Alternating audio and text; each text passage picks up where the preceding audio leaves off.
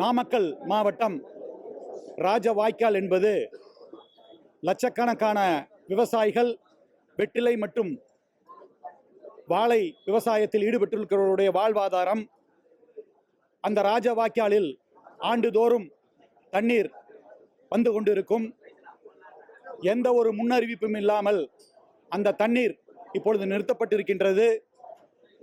அந்த பகுதியின் விவசாயிகள், அந்த பகுதியினுடைய முன்னாள் சட்டமன்ற பரமத்தி வேலூர் முன்னாள் சட்டமன்ற உறுப்பினர், திராவிட முன்னேற்ற கழகத்தின் அருமை சகோதரர் KS மூர்த்தி அவர்களும், கொங்குநாடு மக்கள் தேசிய கட்சியின் பொதுச் செயலாளர் நிஆர் ஈஸ்வரன் அவர்களும் கேட்டுக்கொண்டதற்கிணங்க கவன ஈர்ப்பு தீர்மானம் கொடுப்பதற்காக சபாநாயகர் அவர்களை சந்திக்க சென்றேன். அங்கிருந்த நம்முடைய அமைச்சர், உள்ளாட்சித்துறை அமைச்சர் திரு செங்கோட்டையன் அவர்கள் அது சம்பந்தமான ஏற்பாடுகளை இந்த அரசு எடுத்துக் கொண்டிருக்கின்றது, விரைவாக தண்ணீரை விடுவோம் என்ற உத்தரவாதத்தை கொடுத்திருக்கின்றார். நேற்றைய தினம் நம்முடைய நீர்வளத்துறை அமைச்சர் திரு மாண்புமிகு திரு என் ஆனந்த் அவர்களிடமும் இந்த மனுவினை கொடுத்திருக்கின்றோம்.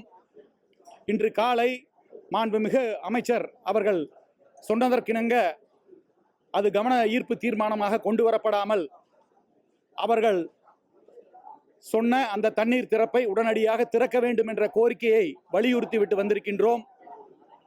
அந்த பகுதியின் விவசாயிகள் இன்று ஆர்ப்பாட்டத்தில் ஈடுபட்டுக் கொண்டிருக்கின்றார்கள். இதை தவிர்க்க வேண்டும். உடனடியாக அந்த வாய்க்காலில் தண்ணீரை திறந்துவிட வேண்டும் என்ற கோரிக்கை இங்கே முன்வைக்கின்றோம். மேட்டூர் அணையில் நீர்மட்டம் 37 அடி இருந்தால் கூட அந்த வாய்க்காலில் தண்ணீர் வழங்கப்பட்டு வந்ததுதான் இதுவரை நடந்த அந்த சம்பவம். அதேபோல் விரைவாக அந்த தண்ணீரை திறந்துவிட்டு விவசாயிகளின் வாழ்வாதாரத்தை காக்க வேண்டும் என்று கொங்குநாடு மக்கள் தேசிய கட்சியின் சார்பாக அந்த கோரிக்கையினை ஆளுங்கட்சிக்கு வைத்திருக்கின்றோம்.